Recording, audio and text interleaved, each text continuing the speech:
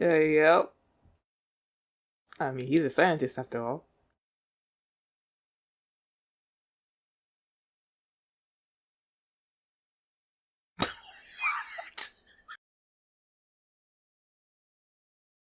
Hi everyone, my name is Mimi and welcome to my channel. And today I'm going to be reacting to Doctor Stone Season 4, Episode 13, Watching the Same Moon.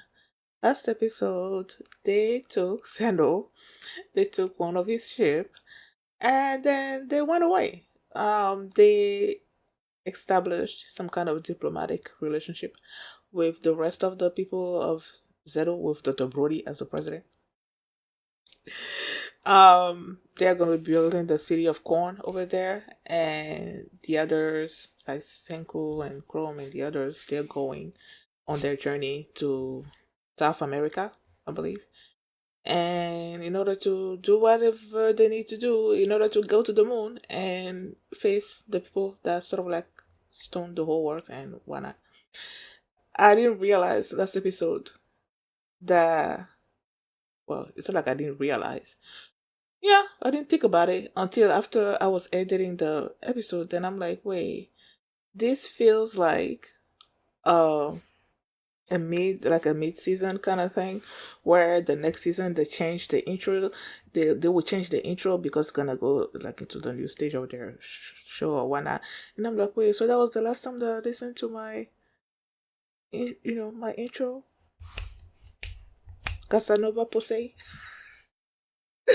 I don't know. It felt like that's what it was. That it was gonna be the last time that I heard it. Hopefully it's not, but I feel like it is. So that's what happened last episode. Before we get into this one, if you guys have my reaction, please give it a thumbs up, subscribe, and please consider supporting on Patreon at patreon.com/mini. And now let's start this episode. And here we go. Okay guys, in case the reaction gets blocked and I had to cut out the reaction itself, you can just look in the pinned comment in the comment section where for the link to the reaction highlight itself, so you can just click on it, watch it, and then you just come back for my review. Who is this? That sounded like Francois's voice. Is small Zeno? So ever since he was a kid, he's been trying to create weapons.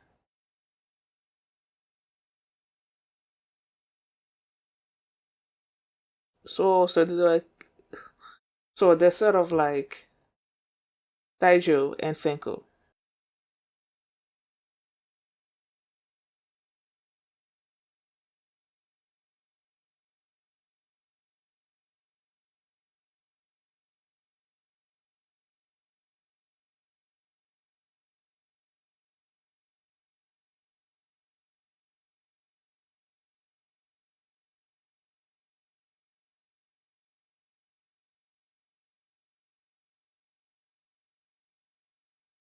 Too cute.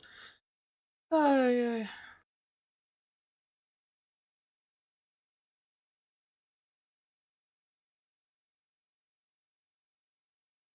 On an intellectual level.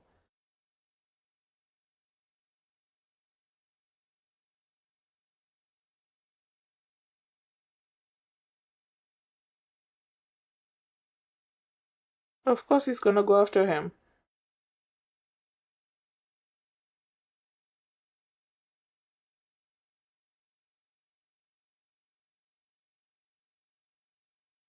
Oh.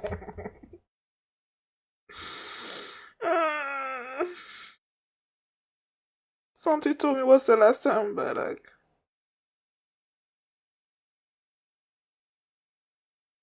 who's that? A new character? Okay, two new characters.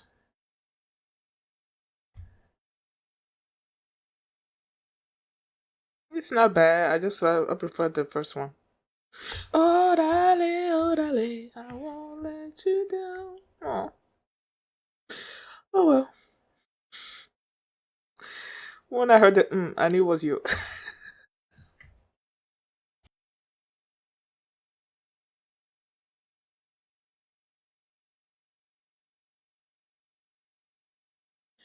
Since this was sort of like a mid thing, there's probably some time passed, so they're doing some kind of recap.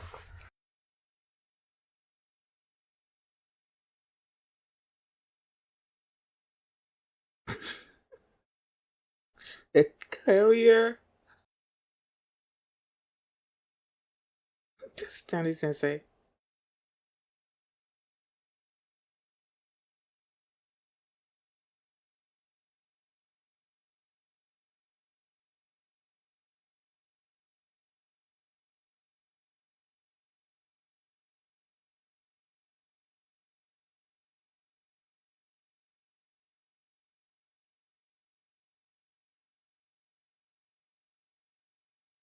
See, he's all about making a weapon. That's not what Senku cares about.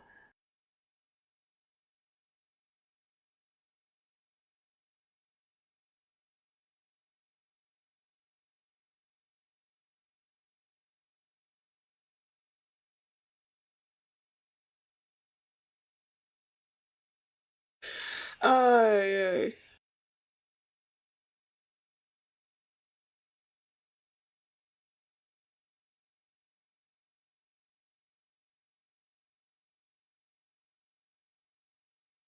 Did this is he on the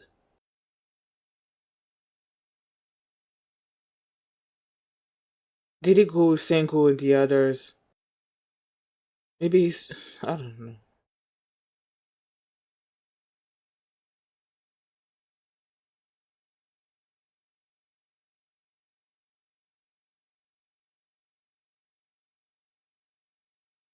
Huh. So it was all a plan. Shut up. Shut up. No, you don't. No, he wasn't. You're not going anywhere.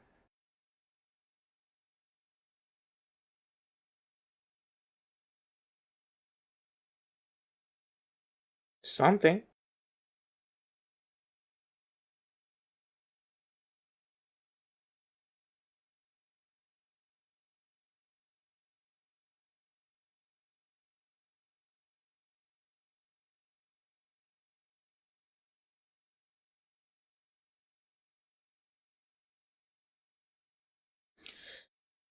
If he comes out, he's gonna be the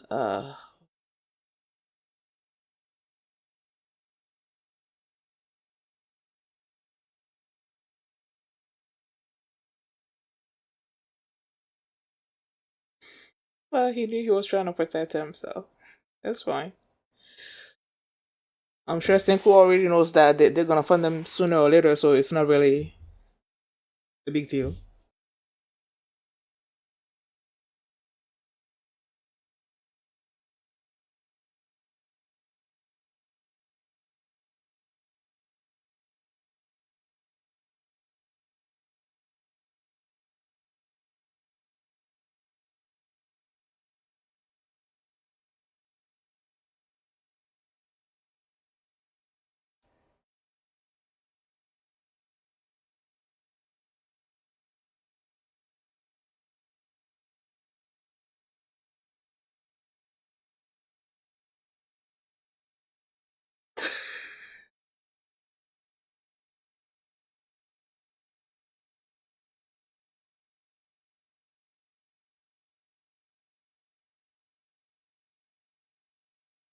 Maybe because he wants to be there.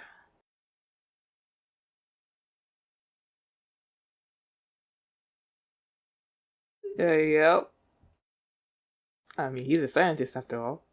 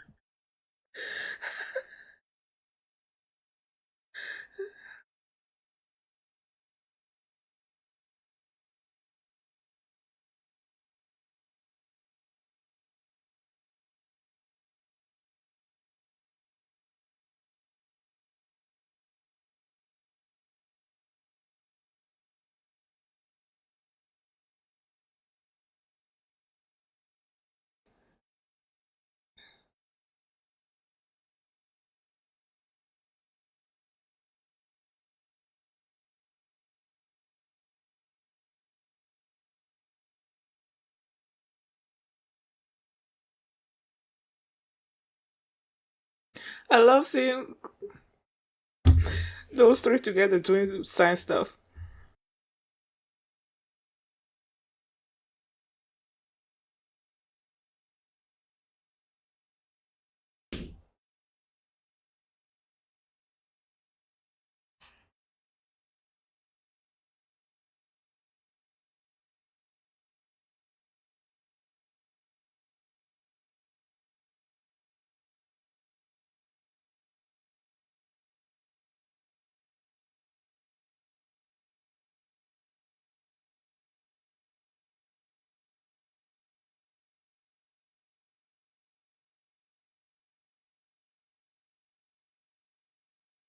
It was orbiting the Earth.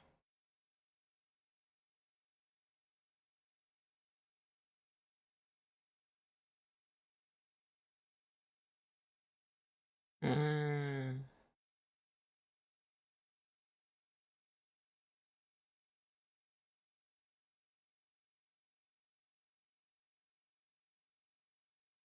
Oh.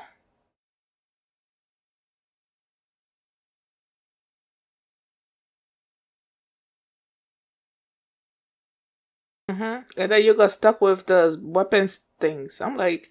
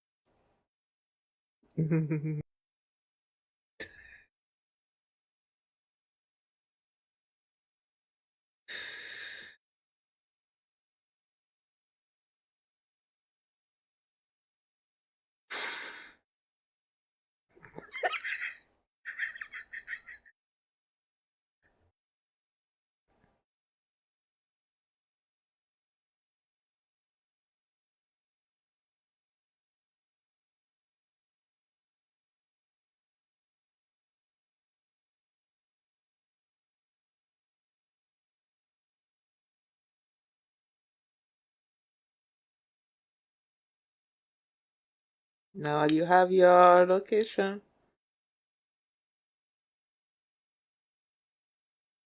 Korewa. Ah, Susuruze Korewa. I forgot there's a new outro.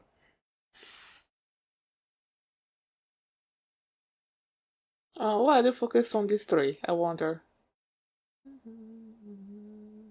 Aw. I love, love seeing these two, well, these three, like figuring things out, you know. Even though I'm not gonna say that I fully understand what they were talking about because it's all sciencey and calculations and stuff, but then those two putting their heads together to try to figure out where exactly that beam originated from South America was super fun to see. I knew when it was just those two there, and then Chrome was there, and then they asking him, "Okay, why are you being so?" I knew it's because he also wanted to be a part of the conversation. Why are you gonna have those two big scientists from the 21st century there working together, and then you have our scientist Chrome here, and then he's not gonna be part of it. He's gonna want to learn and see what they're talking about. So of course he went there and joined up with them. I love the way they played it. Like they made it seem when he first got in there, they made it seem like they were just playing around when they weren't actually. They were just sort of like preparing those little bubbles or whatever, and then waiting on I believe Kaseki that brought in the little globe so that they can have a model and use their bubbles to sort of like create the sensation or the path of the beam and everything to try to calculate everything. So he got there and then he was just listening to them. Most of the time he was just confused. He looked like he was just confused. But then he would just like sort of like jump in there and throw in a few things here and there, and that was sort of like kickstart a little bit of the other two's juices, and then coming up with stuff. So it was really good just seeing them together. And they did pinpoint it. They did pinpoint exactly where the beam came from South America. So now they know where it is, and they're gonna make their way there. And what are they gonna find there? I don't know, but hopefully answers. They started the episode with sort of like a flashback between how Stanley and Zeno met. You know, excuse me. Zeno was doing some kind of science experiment and it missed the mark. And then Stanley showed up and he's like, do this, and then it went there. And basically, they became friends. And I feel like it sort of seemed a little bit like the way Taiju and Senku are, which is why I'm like, yeah, there's no way that Stanley is just gonna stay behind and have them take Zeno away wherever they're going. So of course he's gonna go after them. Now my thing is, when you look at the way Zeno used to be, the way he was speaking, he was all about discovering how things work. It was not about making, even though he was practicing a railgun or whatever, it wasn't because he wanted to create a weapon. you know, it wasn't that.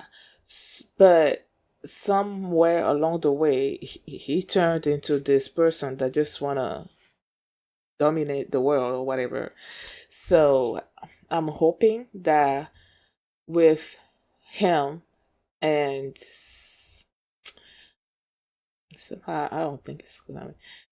I was thinking that I was hoping that with him and Senku sort of like working together and him interacting with the kids on the ship and everything, that he's sort of like gonna rediscover why he loved science and just sort of abandon his whole domination thing. But then I feel like he's also so set in his ways that he's not gonna be swayed by whatever experience that he goes through with them. I don't think it's gonna matter in the long run. I hope it does, but I don't think it will. So I'm even like worried that once they find whatever it is that's there in South America, he's gonna wanna sort of like monopolize it. Well, he did say it this episode, but he's gonna wanna monopolize it, and if it's a weapon of some kind, become the master ruler of that weapon, you know. And so they need to be careful. Yes, for now he's working with them, but a time will come where he's gonna turn on them. So hopefully Senku is gonna be prepared for that. So yeah, is there anything else? Uh-huh. Matsukaze. Matsukaze got hurt, got shot the last time by Stanley, and he's hurt. And as they were there, Ginro was asking himself where Ginro was. And for some reason, I thought maybe he did something. Usually when there's like danger around, he sort of like sneaks off and does something and finds himself where Senku, where he doesn't want to be. That's where he finds himself to be. So when Kinro was like, "Where is he?" I'm thinking maybe he's sort of like some way found himself where Senku and the others are. That's what I thought. But no, it was on the same ship. That Stanley and the others are going to take. Was that Perseus? Is that the same ship that they're taking with them? Or is it like another completely different like carrier? I mean, I don't know. I'm not totally. I feel like it must be Perseus. I think, but I don't know. But either way, he found himself there on the same ship, and it was Matsukaze that told him to hide, and he hid. And Matsukaze, because he didn't want to leave Ginro alone, he sort of like faked passing out in order to be carried onto the ship so that he can watch over Ginro. And there, Stanley was like, "Okay, time for torture. You're gonna tell me where Senku is heading." And at first, he's like, well, not at first. He's like, I'm not going to tell you anything. I'm not going to betray my masters. And he was telling Ginro, just to stay there, not to do anything. And Ginro, when Stanley was like, it looked like he was about to pull the trigger, Ginro just like came out and he's like, oh, they're going to South America. And he's like, oh, I'm sorry, guys, or whatever. And then you see a little smile on Matsukaze's face. And I'm like, yes, normally we wouldn't want to have anybody tell Stanley where they are heading. But I feel like first of all, Giro is not just gonna shut up and let Matsukaze be killed if he can't do anything about it, and these people want info, and he gives them the info. Secondly, I don't think it's gonna matter to Senku and the others that he told Stanley where he's heading, because they know that Stanley was gonna come after them either way, one way or the other. He was gonna find out where they are, you know. So even if it's Ginro that told them, it won't really matter to them, in the long run. So it's like, yeah, whatever you told them, it's okay. So yeah, I think that's basically what happened this episode. I miss my intro, like I really did. I'm sure this one's gonna grow on me as well, but it's like I'm so used to the other one and my excitement whenever it comes on. So it's like, eh. Thank you guys for watching, and if you like this reaction, please give it a thumbs up, subscribe, and if you want to see my reaction to the next episode, the link is going to be in the pinned comment, so you can just click on it. You can watch it right now, and you can also catch up to all my previous Dr. Stone reactions. A link to the playlist of those reactions is in the pinned comment as well. So thank you guys for watching, and I will see you next time. Bye. Orale, orale, I won't let you down. I didn't even know they were speaking Spanish. Vente conmigo until the very end, because I'm like, last episode I was like, okay, you know what? Let me look at the lyrics to the song, to see if there's anything that's gonna share some kind of light. During the lyrics, they mention the moon, and they're trying to get to the moon. At one point they said this is exhilarating, also in the song. So it's like, yeah, but I didn't even realize that they were speaking Spanish. During that segment, the refrain, orale, orale, I won't let you down. Orale, orale, oh vente conmigo. Like, come with me. I didn't even know until, like, this song is, they changed the intro. Whatever. Bye. Vengo buscando una oportunidad y ya verás que no soy como antes, viejo recuerdos que voy a borrar, hicieron de mi vida todo un desastre.